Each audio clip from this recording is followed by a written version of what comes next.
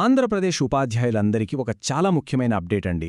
రాబోయే విద్యా సంవత్సరంలో 9వ తరగతికి సంబంధించి ఒక పెద్ద మార్పు రాబోతోంది.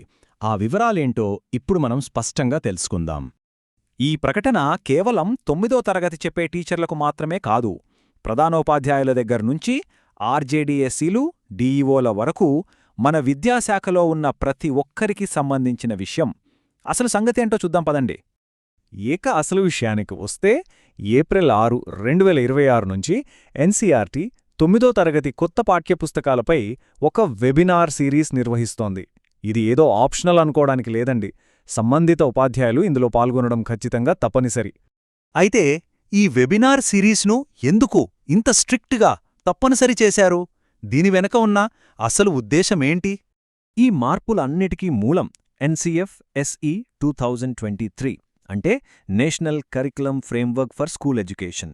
ఇది కేవలం సిలబస్లో మార్పు కాదండి, బోధనా పద్ధతుల్లోనే ఒక కొత్త కోణాన్ని తీసుకురాబోతోంది. చదువును మరింత ప్రాక్టికల్గా, విద్యార్థులే కేంద్రంగా మార్చే ప్రయత్నమిది. ఈ వెబినార్ ఆ కొత్త పద్ధతులను మనందరికీ పరిచయం చేయబోతోంది. వాళ్ల లక్ష్యం చాలా స్పష్టంగా ఉంది.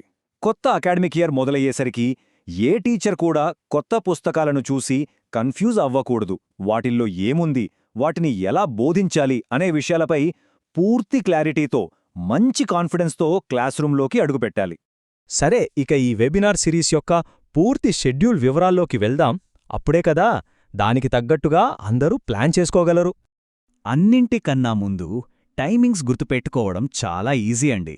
ప్రతి సెషన్ రోజూ ఉదయం 10:30 గంటలకి మొదలై మధ్యాహ్నం 12 గంటలకి ముగుస్తుంది. అన్నీ ఒకే టైంకి. ఇక్కడ స్క్రీన్ మీద పూర్తి షెడ్యూల్ ఉంది చూడండి. ఏప్రిల్ 6న ఇంగ్లీష్తో మొదలవుతుంది. ఆ తర్వాత హిందీ, సంస్కృతం, సైన్స్, ఇలా లైన్గా అన్ని సబ్జెక్టులను కవర్ చేస్తున్నారు. మీరు ఏ సబ్జెక్ట్ టీచరో చూసుకొని ఆ తేదీని ఖచ్చితంగా నోట్ చేసి పెట్టుకోండి.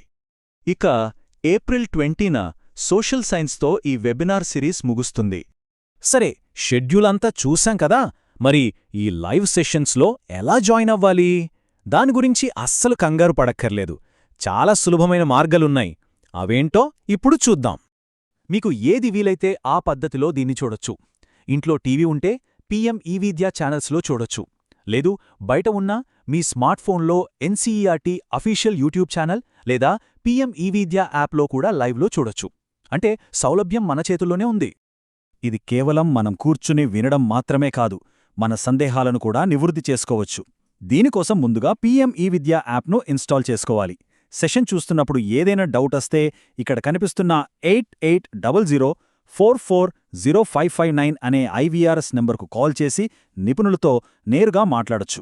ఇది నిజంగా ఒక మంచి అవకాశం. ఇక చివరగా ఈ కార్యక్రమం విజయవంతం అవ్వడం కోసం అధికారులు కొన్ని ఖచ్చితమైన సూచనలు ఇచ్చారు. వీటిని అందరూ తప్పకుండా పాటించాలి. అవేంటో ఒకసారి చూద్దాం. ఇక్కడ మనం గుర్తుపెట్టుకోవలసిన అత్యంత కీలకమైన పదం 100%. అవును, సంబంధిత ఉపాధ్యాయులందరి హాజరు 100% ఉండాల్సిందే. ఈ వాక్యం నేరుగా ఆ అధికారిక ప్రకటన నుంచే తీసుకున్నది. అంటే తమ పాఠశాలల్లోని ఉపాధ్యాయులు 100% పాల్గొనేలా చూడాల్సిన పూర్తి బాధ్యతను స్కూల్ హెడ్స్పై పెట్టారన్నమాట. ఉపాధ్యాయులకు కూడా కొన్ని క్లియర్ ఇన్స్ట్రక్షన్స్ ఉన్నాయండి.